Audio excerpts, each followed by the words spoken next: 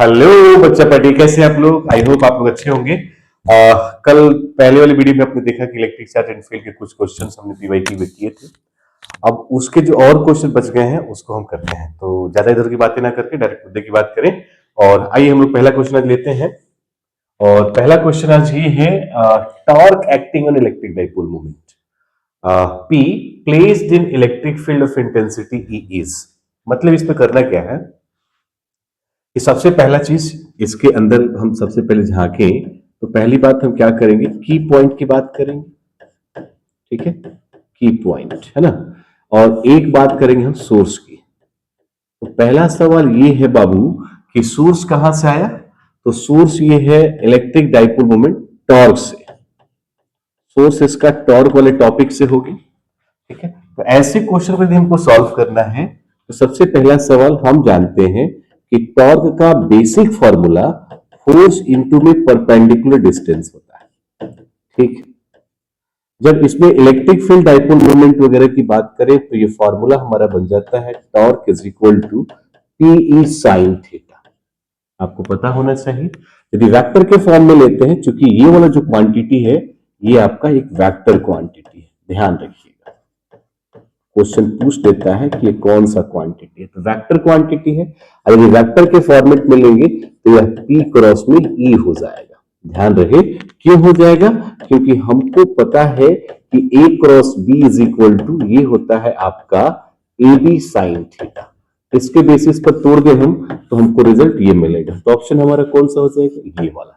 So torque is equal to कितना हो जाएगा? P cross part is the correct answer. One thing, इसका एक यूनिट भी पूछ लिया जाता है, तो ध्यान रखिए यूनिट की भी हम बात करें तो इसका यूनिट हो जाएगा न्यूटन मीटर। और यदि इसके हम डायमेंशनल फार्मूला की बात करें तो इसके बेसिक फार्मूले से ले लें तो फोर्स का होता है बाबू MLT-2 और डिस्टेंस का L। इस L को L से मल्टीप्लाई करें तो रिजल्ट मस्ट बी L2T-2। ये क्वेश्चन भी आपके बीएससीबी में पूछा जा चुका है। तो इसमें अच्छी बात यह है कि एक तो क्वेश्चन का कंसेप्ट समझ लीजिए, सोर्स समझ लीजिए। सोर्स आप जितना ज्यादा समझिएगा यही सोर्स आप पेपर के टाइम पे रिवाइज करके जाइए, क्वेश्चन वहीं से फंसेगा। नेक्स्ट क्वेश्चन की तरफ बढ़ते हैं हम।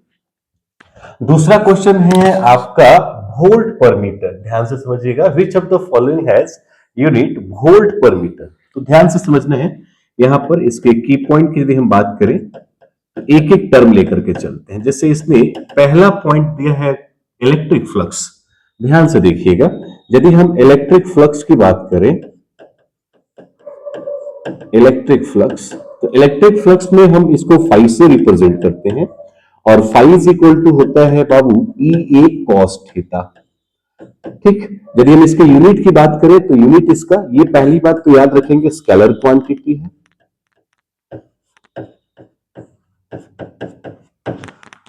स्केलर क्वांटिटी है। यूनिट की बात करें तो इसका होता है न्यूटन पर कूलम मीटर स्क्वायर। इस फाई का यूनिट होता है। इसको हम चाहे तो ऐसे भी लिख सकते हैं, न्यूटन मीटर स्क्वायर पर कूलम। इसको चाहे तो हम ऐसे भी लिख सकते हैं, ध्यान से समझना है, न्यूटन मीटर स्क्वायर है, इसको हम लिख दें न्यूटन मीटर और फिर मीटर पर कूलम, तो भी कोई दिक्कत नहीं। न्यूटन मीटर को हम जूल भी कहते हैं, तो जूल मीटर पर कूलम हो जाएगा। तो इसका यूनिट जो है ये भी हो सकता है, ये भी हो सकता है। थोड़ा और हम तोड़े तो ध्यान से समझना है, जिसको आप न्यूटन पर कूलम मीटर स्क्वायर लिखे हो तो न्यूटन पर कूलम को हम वोल्ट पर मीटर भी लिखते हैं और यहां बगल में लिख दें मीटर स्क्वायर। दो में से या एक तो ओनली हो जाएगा वोल्ट मीटर। तो ध्यान से समझिएगा, फाई का जो यूनिट है वो होता है न्यूटन पर कूलम मीटर स्क्वायर और साथ ही साथ होता है जूल मीटर पर कूलम और साथ ही साथ होता है वोल्ट मीटर। अब ये वाला ऑप्शन इसमें कहीं नहीं है, अर्थात ऑप्शन पहला तो होगा नहीं। क्लियर हो गया? दूसरे ऑप्शन की तरफ चलते हैं, इलेक्ट्रिक पोटेंशियल। तो ध्यान से समझिएगा, इलेक्ट्रिक पोटेंशियल की यदि हम बात करें, इलेक्ट्रिक पोटेंशियल, सभी टॉपिक को ध्यान से देखेंगे तो ज्यादा बेहतर होगा। पोटेंशियल का फॉर्मूला वर्क बाय चार्ज होता है, वर्क के लिए जूल और ये कूलम। तो जूल पर कूलम नहीं पूछा है, इसने वोल्ट पर मीटर पूछा है, तो ऑप्शन ये भी हमारा सही नहीं है। कैपेसिटी की बात करें तो ध्यान रखिए, सी के लिए होता है फैराड, सी के लिए होता है कितना, फेराड। फेराड इसमें दिया नहीं है, ठीक है। सी का फॉर्मूला Q बाई V भी होता है, तो एक फेराड में कूलम पर वोल्ट होता है।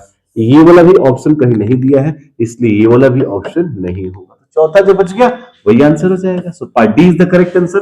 हाउ, तो आपको पता है E का फॉर्मूला फोर्स बाई चार्ज भी होता है, और आप एक और फॉर्मूला लगा सकते हैं dV बाई dr भी होता है।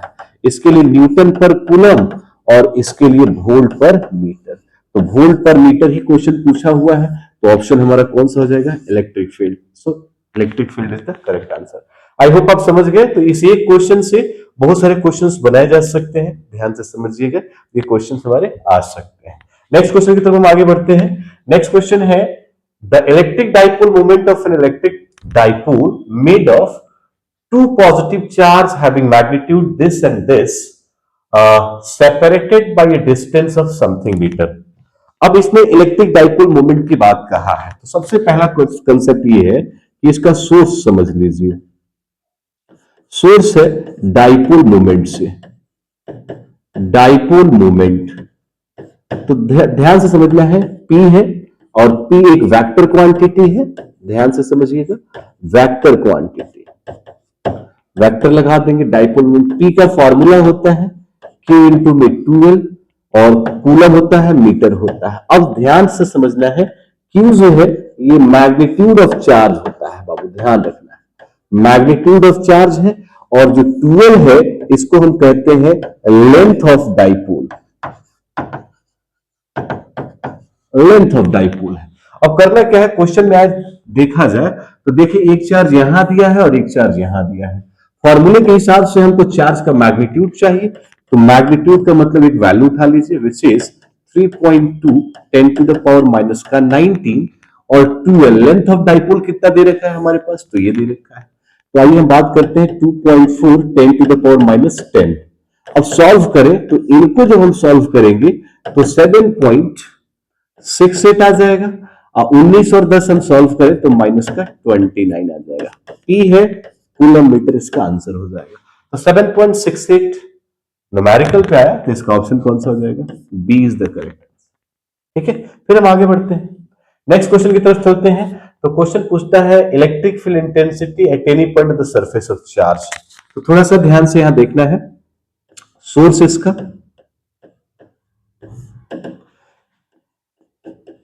इलेक्ट्रिक फील्ड इंटेंसिटी, ठीक है, सोर्स इसका ये, और यहां से कंसेप्ट हम क्या समझने वाले हैं देखिएगा। सबसे पहले ई से रिप्रेजेंट करते हैं, वेक्टर क्वांटिटी है और फॉर्मूला होता है फोर्स बाय चार्ज।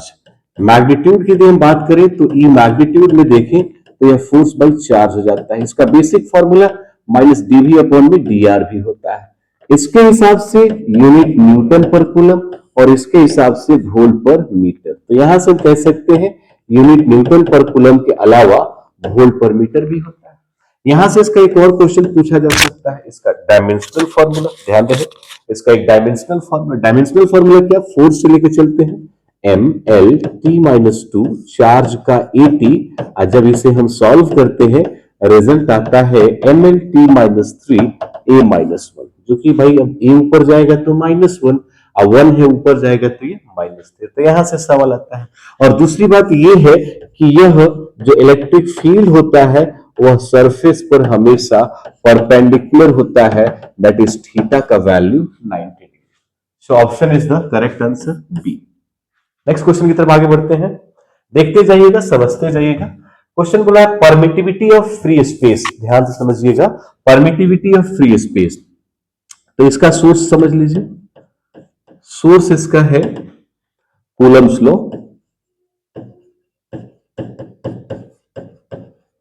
क्या, तो यहां से सवाल देखेंगे, सिंपल सा फॉर्मूला हो जाएगा 1/4 pi epsilon naught Q1 Q2 by में r²। यदि इसको हम वेक्टर के फॉर्मेट में तोड़े तो यहां वेक्टर लगाएंगे बाबू, तो 1/4 pi epsilon naught Q1 Q2 by में r², और यहां पर लिखेंगे r कैप। यदि हम इस r कैप को तोड़े तो ये वेक्टर का फॉर्मेट कुछ इस तरह से भी बन जाएगा, 1/4 pi epsilon naught Q1 Q2 by में आर स्क्वायर, आर कैप का वैल्यू होता है आर वेक्टर बाई में आर। इसको अगेन सॉल्व किया जाए तो रिजल्ट हो जाएगा 1/4 pi epsilon naught Q1 Q2 by में आर का पावर 3, और यहां पर लगा देंगे कौन सा वेक्टर, आर वेक्टर। ठीक है, आप इसको और भी चाहें तो लिख सकते हैं 1/4 pi epsilon naught Q1 Q2 by में आर वेक्टर लगा के Q लगा के फिर आर वेक्टर लगा दे, तो ये वाला भी क्वेश्चन चल सकता है। ठीक है, तो ये क्वेश्चन है वेक्टर के फॉर्म में।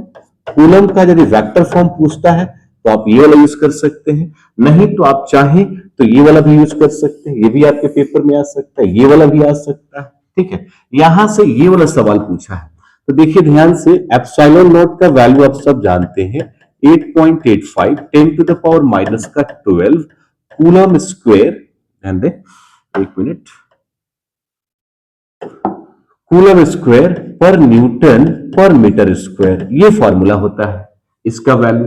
अब यहां से ये वाला जो रिजल्ट है ना, इसको हम फैराड पर मीटर भी कहते हैं। क्यों कहते हैं तो ध्यान से रखना है, सी का value 4 pi epsilon naught R होता है। यहां से जब एप्सिलॉन नॉट की वैल्यू की बात करें तो सी बाई में 4 पाई आर होता है। सी के लिए फैराड लिखते हैं, 4 पाई कुछ होता नहीं, डिस्टेंस के लिए मीटर लिखते हैं, तो एप्सिलॉन नॉट क्या हो जाएगा, फैराड पर मीटर। तो कुल मिलाकर के हम ऐसा कह सकते हैं कि इसका ये वैल्यू भी इंपॉर्टेंट है। तो ध्यान से समझिए, हम इस वाले वैल्यू को चाहे तो लिख सकते हैं 8.85 10 टू पावर माइनस 12, इतने की जगह पर हम फैराड पर मीटर लिख सकते हैं, तो ये रहा फैराड पर मीटर, ऐसा ऑप्शन है हमारे पास। तो इतना farad per metre, so part C is the correct answer. I hope आपको समझ में आ रहा है। नेक्स्ट क्वेश्चन को लेते हैं, ऐसा unit of electric dipole moment. अभी हमने आपको बताया था, सोर्स ध्यान से समझ लेना है, सोर्स क्या है, डाइपोल मोमेंट। डाइपोल मोमेंट क्या है, तो P is equal to formula Q into में 2L, वेक्टर क्वांटिटी है, वेक्टर लगा सकते हैं, और यूनिट इसका कूलम मीटर होता है, इसी यूनिट का नाम डिवाई भी है। डायमेंशनल फॉर्मूला इसका लिखना चाहते हैं तो गाइस ATL होता है, क्लियर। अब इसमें क्या है, देखिए कूलम मीटर है कहीं, 13 कूलम मीटर, कभी कभी कूलम मीटर ना हो, डिवाई हो तो डिवाई भी आंसर हो सकता है।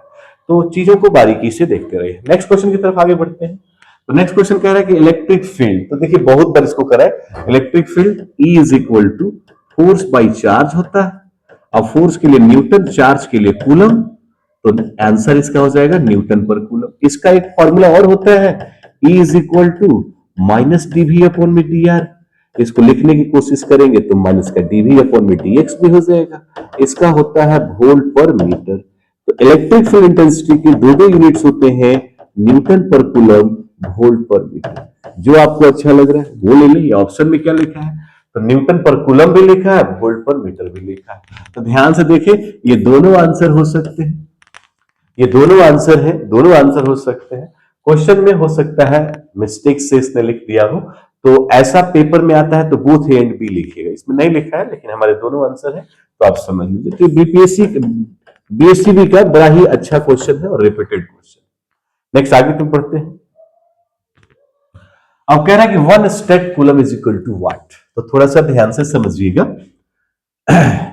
जो ये भी चार्ज से रिलेटेड बात आ गई, थोड़ा सा ध्यान से समझना है कि एसआई में चार्ज जो होता है ऑन एन इलेक्ट्रॉन, वो होता है बाबू -1.6 इंटू 10 टू पावर -19 कूलम, और वही charge on an electron CGS में यदि हम बात कर दें तो सीजीएस में होता है -4.8 10 to the power -10 coulomb, 10 ESU। ESU का मतलब क्या होता है, इलेक्ट्रोस्टैटिक यूनिट, चार्ज का सीजीएस यूनिट है। तो यहां से यदि हम 1 कूलम की बात करें बाबू, तो रिजल्ट होगा 4.8 10 to the power -10 divided by -1.6 10 to the power -19। करना क्या अपने को, माइनस से माइनस काटना है, पॉइंट से पॉइंट, 16 3 is 48। अब इसको सॉल्व करें हम तो 3 into 10 to the power, minus का 19 है, ऊपर जाएगा तो प्लस का 19, 19 से 10 को घटाएंगे हमारे पास, तो 10 कितना आ जाएगा 9, कितना ESU, ध्यान से समझना है भाई। 1 coulomb is equal to 3 into 10 to the power 9 of ESU होगा। अब ESU में क्वेश्चन नहीं पूछा, ESU का दूसरा नाम है स्टेट कूलम, ध्यान से समझिएगा। अब भाई कूलम तो नहीं पूछा, इसने क्या पूछा, 1 स्टेट कूलम। तो यहां से हम कहें कि 1 statcoulomb is equal to, ये चाहिए हमको, तो ये नीचे आ जाएगा, तो ये आ जाएगा 1/3 into 10 to the power 9 of coulomb. अब सवाल एक और है, 1/3 इंटू 10 टू पावर 9 कहीं नहीं है, नहीं है, नीचे तो ये है नहीं। यदि ये ऊपर चला जाता है तो ऊपर जाएगा तो क्या हो जाएगा, माइनस का। तो इसको हम लिख सकते हैं 1/3 10 टू द पावर माइनस का 9 कूलम। एक 1 ESU कहे या 1 स्टेट कूलम कहे। So part D is the correct answer. I hope समझ में आ रहा है। फिर हम आगे बढ़ते हैं नेक्स्ट क्वेश्चन की तरफ। 10 नंबर क्वेश्चन लेते हैं। 1 कूलम चार्ज, अब ESU का पूछ दिया। अब ध्यान रखिए 1 कूलम चार्ज, इसके पहले वाला सवाल देख लें।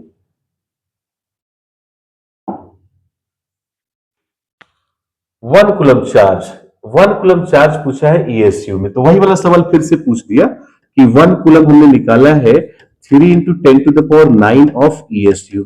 वहां का कैसे निकाला वो चीज आपने देखा। अब देखो ऐसा कहीं है क्या, ऐसा है क्या, तो सो ए इज द करेक्ट आंसर। ठीक है, तो यहां से बात, तो ये भी बात कहां से आया क्वेश्चन, तो अभी अभी आपने देखा कि एक टर्म था SI और एक टर्म था अपना कौन सा CGS। SI में इलेक्ट्रॉन पर जो चार्ज है माइनस का 19 कूलम और CGS पे जो चार्ज है minus 4.8 into 10 to the power minus 10 ESU। ध्यान रखिएगा ESU, यहां से भी 1 कूलम की बात करें तो 1 कूलम इतना आएगा, डिवाइड कर देंगे। ठीक है, जैसा कि अभी आपने देखा। नेक्स्ट क्वेश्चन की तरफ बढ़ते हैं। नेक्स्ट क्वेश्चन करते हैं स्पेसिफिक चार्ज ऑफ इलेक्ट्रॉन। तो ध्यान से देखना है स्पेसिफिक चार्ज, स्पेसिफिक चार्ज। तो स्पेसिफिक चार्ज का कंसेप्ट समझना है। इसका फॉर्मूला होता है भाई चार्ज बाई में मास। चार्ज और मास का जो रेशियो होता है स्पेसिफिक चार्ज होता है। तो इसके हिसाब से ये कूलम और मास के लिए क्या हो जाएगा, केजी। तो यूनिट ये याद रखना है और डायमेंशन याद करने के लिए चार्ज के लिए 80 याद होता है जाएगा, और केजी के लिए हम मास लेते हैं तो m का पावर क्या हो जाएगा माइनस। अरेंज करें तो m का पावर माइनस 180 याद रखना है। अब क्वेश्चन पूछा है स्पेसिफिक चार्ज किसका, इलेक्ट्रॉन का। तो इस फॉर्मूले से देखिए इलेक्ट्रॉन पर चार्ज कितना, minus 1.6 10 to the power minus 19। Magnitude में आंसर आ रहा है तो माइनस को लिखने की जरूरत भी नहीं है। मास कितना होता है तो 9.1 10 to the power minus 31 KG electron पर जो मास होता है। जब इस पूरे रिजल्ट को सॉल्व करेंगे ना बाबू तो इसका रिजल्ट आएगा 1.8 10 टू द पावर 11 कूलम पर केजी। ऐसा ऑप्शन है। So part A is the correct answer. Formula याद रखिएगा, डायमेंशन पूछ सकता है, यूनिट पूछ सकता है, और किसी का भी स्पेसिफिक चार्ज पूछे तो किसी का भी स्पेसिफिक चार्ज पूछता है तो चार्ज और मास जिस भी सब्सटेंस की बात करें, जैसे इलेक्ट्रॉन का पूछ रहा है तो इलेक्ट्रॉन का चार्ज और इलेक्ट्रॉन का मास दोनों को डिवाइड कीजिए, आंसर आएगा। नेक्स्ट आगे बढ़ते हैं।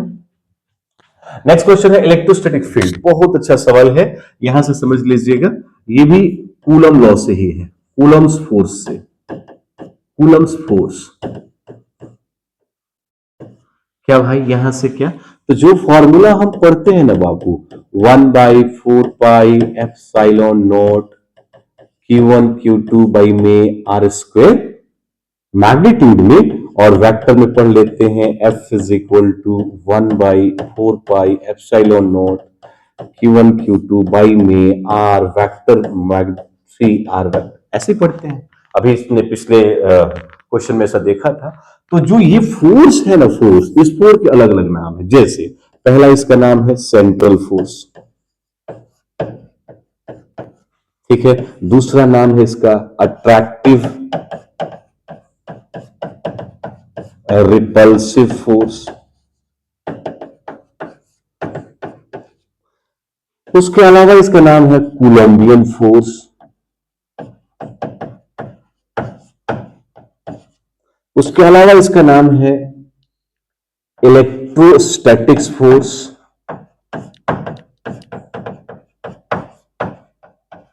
उसके अलावा भी इसका नाम है कंजर्वेटिव फोर्स।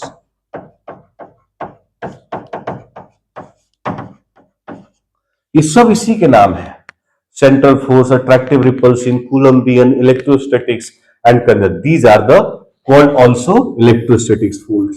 तो कौन कौन सा आ गया भाई? तो कंजर्वेटिव, नॉन कंजर्वेटिव होगा नहीं, नन ऑफ दिस। तो ऑप्शन कौन सा हो जाएगा?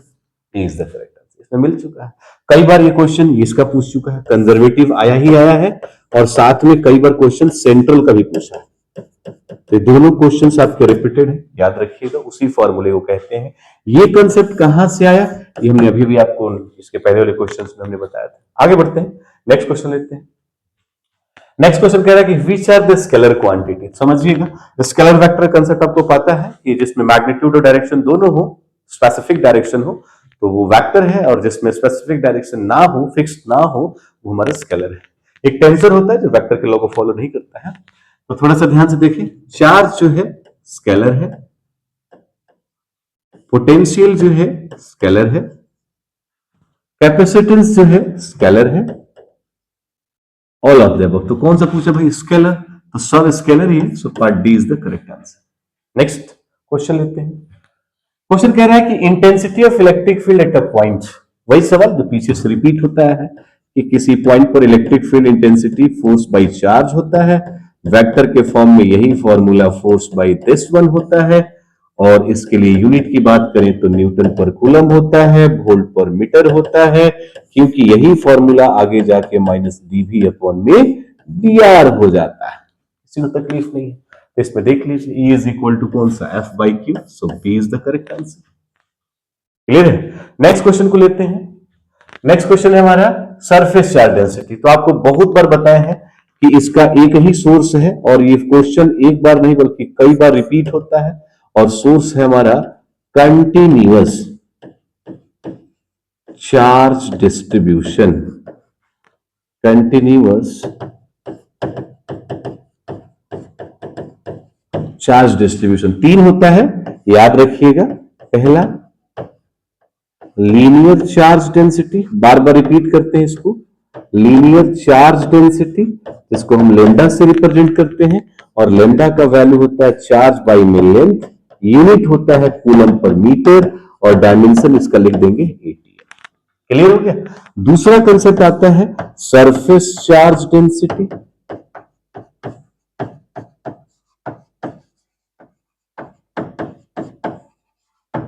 सरफेस चार्ज डेंसिटी सिग्मा से रिप्रेजेंट करते हैं।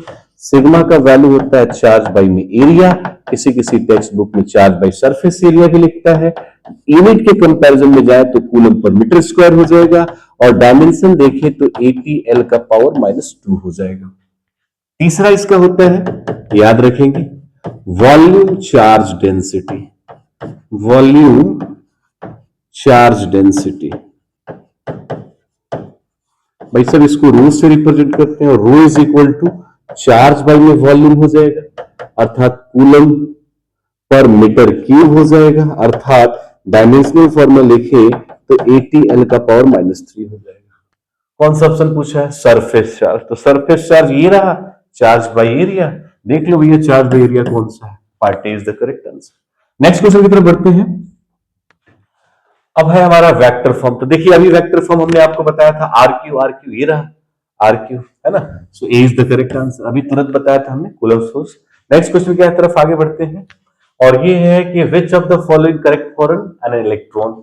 इलेक्ट्रॉन पर चार्ज कितना होता है? तो हमने आपको बताया है, ध्यान से सुनिएगा, कि चार्ज जो है ऑन एन इलेक्ट्रॉन, ये दो बाई, एक तो SI में इसकी वैल्यू होती है -1.6 10 टू पावर -19 कूलम, और यही वैल्यू यदि हम CGS की बात कर लें तो CGS में इसका वैल्यू होता है -4.8 10 to the power -10 coulomb. Clear है? 10 ESU, सॉरी ESU, या आप कह सकते हैं इसके अलावा स्टेट कूलम, है ना। हाँ, इसका मास आप देख सकते हैं, मास समझ लीजिए 9.1 10 टू द पावर -31 kg होता है। हाँ, इसका स्पेसिफिक चार्ज पूछ सकता है, स्पेसिफिक चार्ज पूछ सकता है, जो हम निकाले थे क्या? तो चार्ज बाई में मास जो आया था, चार्ज की जगह पे 1.6 10 टू द पावर -19, और मास की जगह 9.1 10 to the power minus 31 solve करने पर इसकी value 1.8 10 to the power 11 coulomb पर केजी। तो क्वेश्चन क्या पूछा है कि which of the following is correct for charge on an electron. Electron पर चार्ज कौन सा इसमें सही है? तो इलेक्ट्रॉन पर हमने वैल्यू देखा है चार्ज का, ये वाला देखो, ऐसा ऑप्शन कहीं मिल रहा है जो नियरेस्ट होगा 16 18 17 तो नहीं होगा, 1.6 समथिंग है। इसने मैग्नीट्यूड ले रखा है तो हमें कंफ्यूज नहीं होना है। So part D is the correct answer. Clear है? नेक्स्ट क्वेश्चन की तरफ चलते हैं और नेक्स्ट क्वेश्चन हमारा है SI unit of electric field intensity. Very good question. SI unit of electric field intensity क्या है भाई? तो बहुत बार पता है भाई, बता बता के थक जाएंगे। फोर्स बाई चार्ज होता है माइनस डीवी अपॉन में डी आर होता है, इसके हिसाब से न्यूटन पर कूलम हो जाएगा, इसके हिसाब से वोल्ट पर मीटर हो जाएगा। ई के दो यूनिट्स हमारे मिल जाएंगे। हाँ, डायमेंशन यदि सोचते हैं आप तो ई का डायमेंशन लिखने के लिए फोर्स बाई चार्ज, और फोर्स के लिए जैसे कि आपको पता है mlt माइनस 2 और चार्ज का लिखते हैं 80। जब सॉल्व करें तो ये हो जाता है mlt minus 3 a minus 1। Clear cut? इसमें कौन सा ऑप्शन हो जाएगा? यूनिट पूछा है तो न्यूटन पर coulomb. D is the correct answer. Next question की तरफ बढ़ते हैं और this is the last question. खत्म। तो एक तरह से सेशन बहुत अच्छा रहा होगा आपको, तो सारे क्वेश्चनों को आप अच्छे से डिटेल में देखते जाइएगा। सारे क्वेश्चंस हो चुके हैं, है ना? जैसे मान लीजिए कि ये क्वेश्चन है, ये वाला क्वेश्चन है, तो आपको लग रहा होगा हमने सिर्फ क्लिक कर दिया, क्लिक नहीं किया। इसका डायमेंशन जैसे थोड़ा सा एक मिनट देख भी लीजिए। जैसे आप एफ का फॉर्मूला जानते हैं ना, 1/4 epsilon naught Q1 Q2 by में आर स्क्वायर। यदि इसी को वेक्टर के फॉर्म में लिखना हो तो यहाँ एक क्या लगाने, आर कैप लगाएंगे। और चूंकि आर कैप का वैल्यू होता है आर वेक्टर बाई में मैग्नीट्यूड ऑफ आर वेक्टर, या आर वेक्टर बाई में आर लिख सकते हैं। अब ये वाला जो वैल्यू है ना आप यहां रख दीजिए, तो यही वेक्टर का फॉर्मेट कितना आ जाएगा हमारे पास, 1/4 epsilon naught Q1 Q2 by में ये वाला और ये वाला आर सी हो जाएगा मैग्नीट्यूड में और आर वेक्टर हो जाएगा। सो ए इज द करेक्ट आंसर। ऐसा कुछ नहीं है। Thank you so much for watching. Thank you.